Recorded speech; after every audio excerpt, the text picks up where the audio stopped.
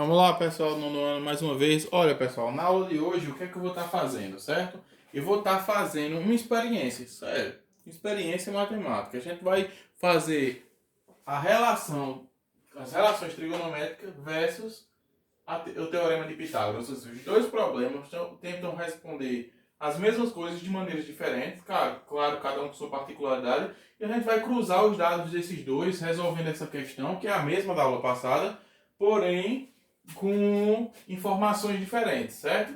Usando a relação trigonométrica e usando Pitágoras, para ver se uma concorda com a outra, em termos de números, ou seja, se uma dá os mesmos números e resultados que a outra, e ver se a outra também concorda com o resultado das relações trigonométricas, certo? Então, fazer essa experiência aqui. Para isso, vamos começar com as relações trigonométricas, fazendo aquele mesmo cálculo que a gente fez na aula passada. Lembrando, nesse tipo de assunto é aconselhável que vocês usem calculadora, certo? É permitido e tudo mais.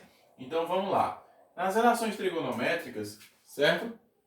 Nas relações trigonométricas, a gente sabe que a gente tem três fórmulas. A fórmula do seno, cosseno e tangente, né? A fórmula do seno está lá na outra aula, do cosseno também, do tangente também, certo? Para descobrir, eu tenho aqui esse lado da hipotenusa vale 20, tenho o ângulo que é 32, e para as relações trigonométricas, se você tiver um dos lados e tiver o ângulo, já basta, você consegue descobrir tudo. Então vamos começar aqui pelo seno, certo? Que seria seno de 32, certo? Se você quiser escrever seno de alfa para depois escrever seno de 32, também não tem problema não. Então seno de 32 é igual ao cateto oposto sobre hipotenusa. Então aqui, seno de 32, eu já vou trocar o número. Quem é seno de 32? Ó, seno de 32, olhando a tabelinha aí que eu vou deixar aí para vocês, é 0,530. Então, ó, 0,530. Igual ao cateto oposto, ó, o ângulo está mirando para cá, oposto ao ângulo que é x. Ou seja, que é x sobre a hipotenusa, que a hipotenusa é 20. A hipotenusa é o maior lado, assim como Pitágoras, tá? Então aqui, ó, coloca 1, certo? Para virar fração e faz meios pelos extremos. Não é isso que a gente viu na última aula? Então, 1 vezes x igual a 20 vezes 0,530. Então, vamos para a calculadora fazendo 20 vezes 0,530, a gente vai ter 10,6. Então, achamos um dos lados já, ó. Certo? Ou seja, o lado x vale 10,6. Tá aqui, ok? Agora vamos para o cosseno para achar o lado y. Então aqui no cosseno, para fazer diferente da aula passada, legal? Em vez de usar o cosseno, vou usar a tangente. Diferente da aula passada, que eu dei seno e cosseno, para vocês verem como dá o mesmo resultado. Na tangente, então vamos lá. Tangente de 32 graus igual a cateto oposto sobre cateto adjacente. Na tangente de 32 é quanto? Vamos trocar logo aqui o valor, né? Tangente de 32 está aqui. É 0,625 igual a... Deixa eu ver se está gravando direitinho, porque esse lado de vez em quando para, eu perco a aula. Pronto. 0,625 igual a cateto oposto, que a gente encontrou. Quem é o cateto oposto? Está aqui o cateto oposto, o CO é x, x a gente encontrou. 10,6 dividido por CA, que é o cateto adjacente, que é quem? Y.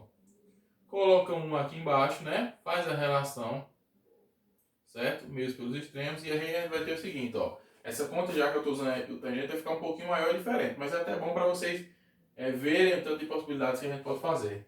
Vou puxar para cá, certo? Vai ficar, ó, 0,625 vezes y vai dar 0,625y, certo? 10,6 vezes 1 é igual a 10,6. Está multiplicando, ó, perceba que 0,625 vezes y está multiplicando. Então ele vai passar o quê? Dividindo. Então vai ficar y igual a 10,6 dividido por 0,625. Aí agora a gente vai para a calculadora. Y é igual, vamos lá, ó. 10,6 dividido por 0,625. A gente chegou em 16,96.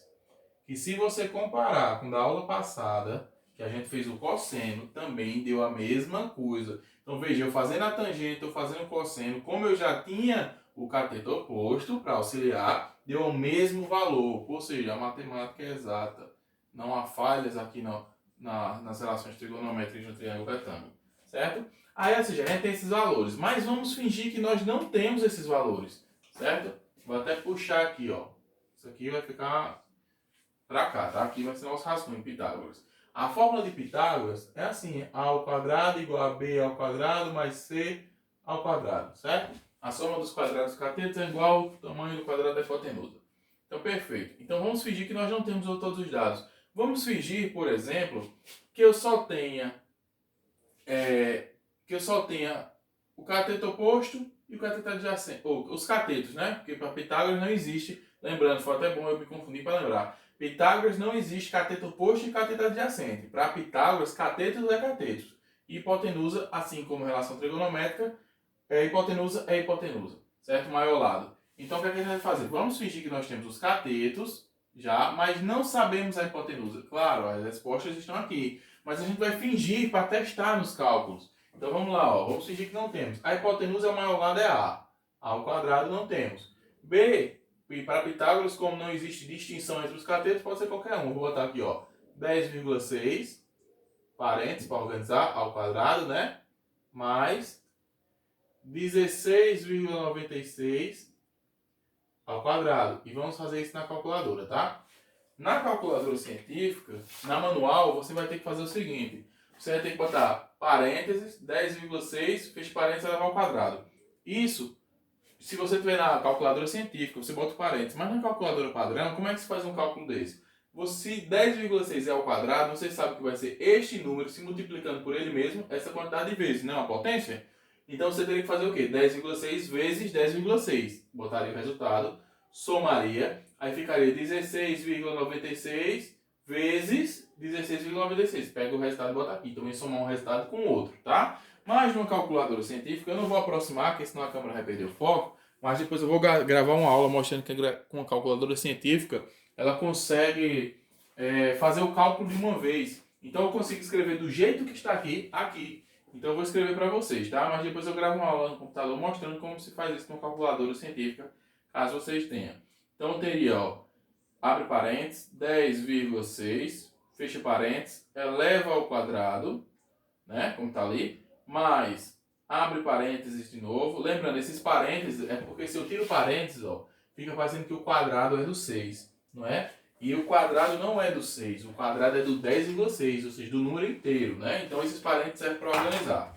Voltando para cá, a gente vai por 16,96, fecha parênteses, eleva ao quadrado, certo?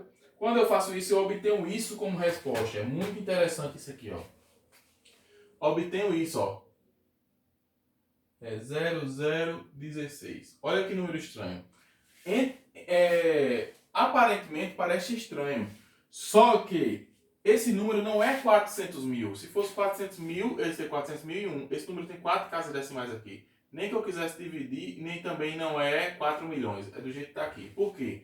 Na verdade, esse número é o número 400, só que com poder de aproximação muito grande. Por isso que, imagina o seguinte, ó, imagina que eu tenho 400 e fosse usar só uma casa decimal. Eu ia dizer 400,1, 400,2, 400,3. Ou seja, daqui que fique 400,1 ou 401 vai demorar muito. Agora imagine só avanço para a segunda casa matemática. 400,01, 400,02, 400,03. Ou seja, quando eu chegar em 0,9 seria 400,09, 400,10, 400,11. Ou seja, é o número 400, só que bem fracionado. Se fosse para o campo da biologia, por exemplo, era como se eu estivesse olhando o número 400 de uma maneira tão amplificada, tão de perto, que eu estou vendo que existem outros numerozinhos pequenos que não fazem praticamente diferença, mas estão lá, tá entendendo? Mas a gente não considera, porque a gente está ampliando demais esse número, certo? A gente está avançando casas decimais demais. Então a gente considera isso aqui como sendo um 400. E se você tirar a raiz disso aqui, como a gente aprendeu em Pitágoras, corta aqui o A para fora, e tirar a raiz disso aqui, vou até mostrar a vocês, mostrar não, falar, né, já que não dá para ver, vou botar a raiz de 400,0016. Ou seja, eu vou chegar no número 20,00004. Ou seja, mostrando que é o número 20. Porque se na verdade, porque eu não preciso nem botar mais ou menos, que o símbolo mais ou menos para matemática é assim. Eu boto logo de igual. Porque na verdade a raiz era para estar tirando só até aqui. E como resposta a raiz de 400 é 20. Mas eu estou trabalhando com um número decimal tão longe, que não dá nem para se perceber. Se fosse um tamanho e olho nu, não daria nem para você perceber esse tamanho. Essa diferença desse tamanho era praticamente não, é inexistente ao olho nu do ser humano, certo? Então, na verdade, a raiz de 400 dá 20, dá um 20,00004, mas como eu te disse, a gente está ampliando demais esse número. Que dá, qual foi a resposta que a gente achou para Pitágoras, se a gente não soubesse a hipotenusa, olha onde estava. Olha a relação trigonométrica que já tinha achado. Se você pega uma experiência dessa e começa a testar com os números, brincar com o número, agora eu vou fingir que eu tenho a hipotenusa e tenho o cateto adjacente, vou tentar achar o oposto através de Pitágoras, apesar que Pitágoras se chama de cateto, você acharia o mesmo valor que está aqui. Então, por que eu fiz isso nessa aula? Para mostrar que tanto as relações trigonométricas quanto o teorema de Pitágoras é importante. Nenhum substitui o outro. A diferença é que aqui, na relação trigonométrica, é bem importante frisar isso, aqui, o que é que ele tem de importante? Aqui você precisa só de um valor de um dos lados e um ângulo. Pitágoras não usa ângulos, ele precisa de dois valores para descobrir o terceiro. Tá? Então, assim, os métodos são diferentes, a forma de se calcular e o que eles usam são diferentes, porém, ambos são igualmente eficientes, certo? E isso é muito importante e é muito interessante a gente fazer essa relação. Então, pessoal, a aula de hoje fica por aqui, a gente fazendo essa relação, descobrindo um pouco mais de Pitágoras, descobrindo um pouco mais de relação trigonométrica e fazendo esse jogo matemático aí, que eu acredito que vocês acham interessante.